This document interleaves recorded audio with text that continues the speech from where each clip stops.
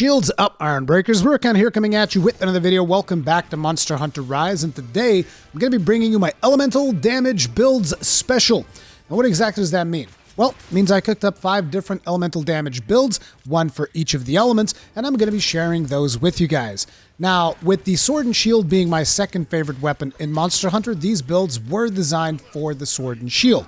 However, I do believe that they should be able to be used with Insect Glaive as well as Dual Blades. If you want to be using them with other weapons, you might have to do a couple of modifications, but these are essentially a template, and I will tell you which skills I personally prioritize so that you guys can go ahead and make the decisions of the things that you would like to change if you want to try and use these elemental builds with a different weapon. Now, let's start things off with the Fire version, because the Fire version has a lot of good synergy with the Teostra set. So I personally really like it. The amount of elemental damage that I can squeeze out of this build is friggin' insane.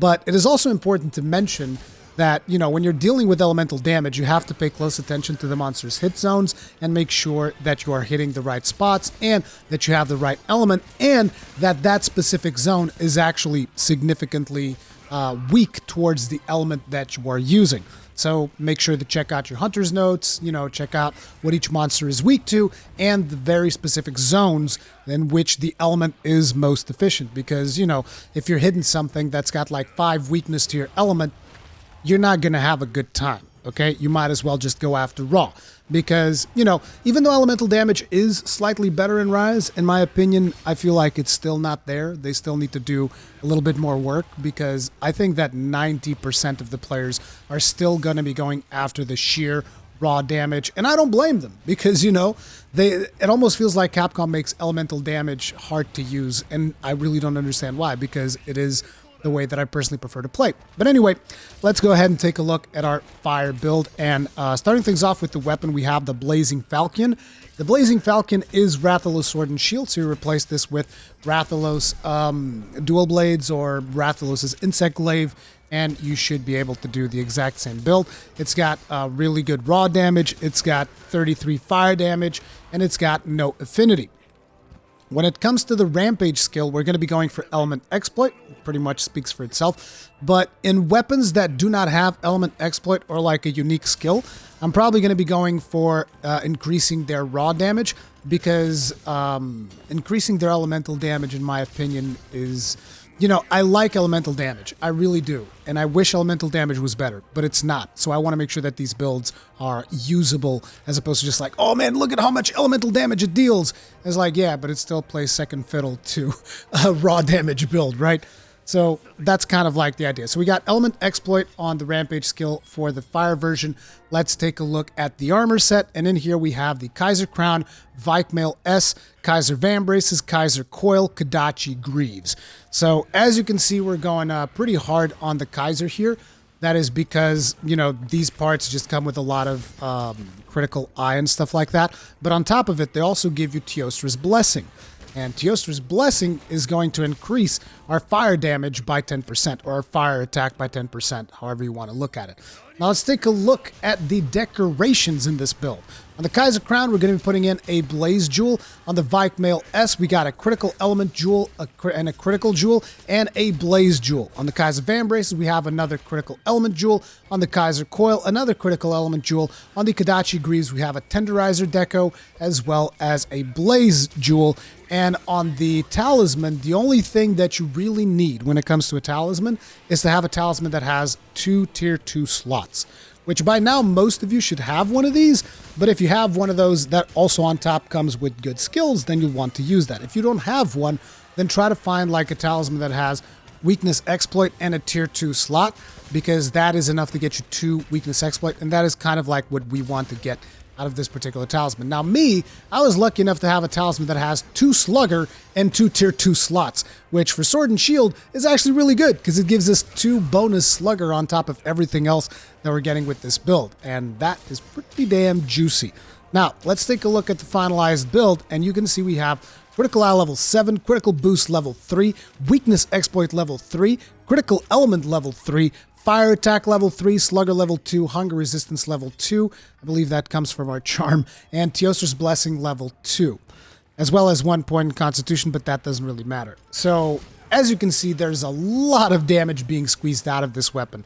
You have your max crit, your max crit boost, weakness exploits alike, all of the usual suspects. On top of that, we have max critical element, which none of the other builds really gets to have because the other builds are using different pieces.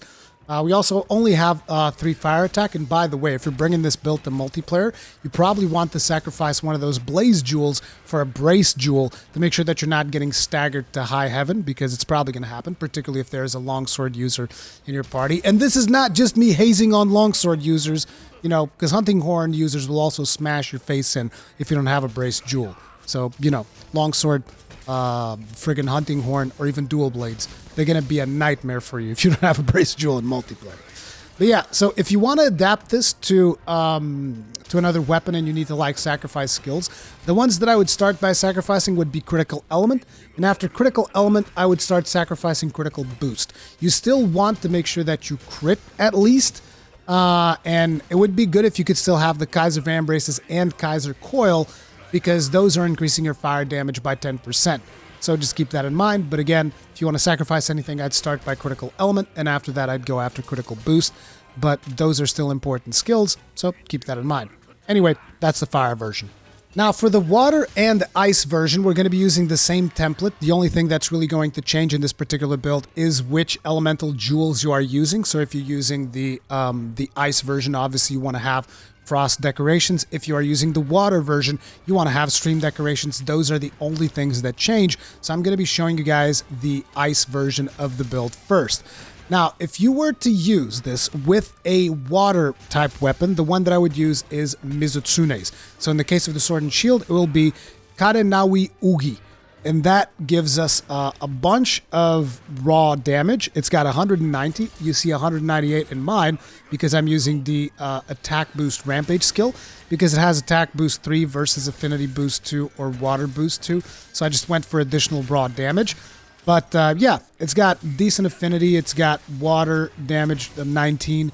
And it's got a decent amount of raw, so that's the one that I picked when it comes to the water build. Now, when it comes to the ice build, we're going to be looking at the Ice Steel Dagger 2. This is the one from Kushala Daora. It's got a little bit less raw. You're a little bit low on the raw department with only 170%, but you do have 31 ice to make up for it. And on top of it, this weapon can have Kushala Daora's Soul, which is basically repeat offenders. So you hit a monster, the more you hit a monster, the more it increases your affinity. So that's the way that, you know, you get additional affinity as you go along, and this allows us to play a little bit better with the set that we have in mind. So both, as you can see, the Ice Steel Dagger as well as Karenawi Ugi have additional affinity to make up with the fact that we are going to have to sacrifice a little bit of critical eye. But now, let's take a look at the actual armor on this set. For the helm, we have the Kaiser Crown. On the chest, we have Kushala Sista. On the hands, we have Kaiser Van Braces. On the belt, we have Kushala Cocoon. And on the legs, we have Arzuros' Greaves. And like I said, for the talisman, all you need is a talisman with 2 tier 2 slots and put Tenderizer on them, or a talisman that gets you 2 weakness exploit. Doesn't really make a difference. So long as you can get 2 weakness exploit on the talisman, anything else that you can get out of it is pretty much just bonus. Now, when it comes to the decorations, on the weapon itself, we have a Frost Jewel. On the Kaiser Crown, another Frost Jewel. On the Kushala Sista, we have a Crit Element Jewel. On the Kaiser Van Braces, another Crit Element Jewel. On the Kushala Cocoon, another Frost Jewel. On the Arzuros' Greaves, we have Tenderizer Jewel, Critical Jewel, and Frost Jewel. And on the talisman, like I said, 2 Tenderizer Jewels. Now, do remember, if you are doing the water version of this build, you're going to have the Mizutsune weapon instead, and you're going to be swapping the Frost Jewels for Stream Jewels, which increase your water damage as opposed to having ice damage. And on top of it, you're also going to be replacing the 2 crit element decorations for 2 critical eyes. The reasoning behind this is whenever you start swinging the Ice Steel Dagger, it is going to increase your affinity by 25%, and that is going to put you at 50% base affinity. So it's like you just do one hit and you're instantly on 50% affinity, and then you have weakness exploit to take you all the way up to 100%. So you just get all the benefits from crit element, from critical boost, and all of that jazz just increases your damage, right? On the other hand, when you have the Mizutsune Sword and Shield, it's not going to have as much affinity. So in order to make up for that, we're going to be removing the critical element decos, and we're going to be slotting in for additional critical eye. I wish I could increase the elemental damage even more, but at the end of the day, we need to be critting as much as possible. Otherwise, the build just doesn't really work that well, because you just want to be dealing a bunch of critical damage on top of the elemental damage that you're also dealing. Now, when you put all of this stuff together, you're going to be looking at critical eye level 4 or level 6 if you're playing the water version of the build. You have ice attack level 4 or water attack level 4 if you're playing the water version of the build. Critical boost level 3, weakness exploit level 3, critical element level 2, or in the version of the water sword, no critical element. Slugger level 2 is from my necklace, like I said. Recovery speed level 2 doesn't really matter, it's a bonus. Hunger resistance doesn't matter. Kushala blessing does matter because that increases both your water and ice attack by 10%. That's the reason why we have the Kushala pieces in there. Then you have 1 point of handicraft, which we're not really going for, but it's okay. 1 point of pierce up, diversion, and Teostra's blessing. All of these are just like leftover skills that we don't really need. The important part is the critical stuff, the ice damage stuff, or water damage stuff, and Kushala's blessing, because that is going to increase your damage significantly.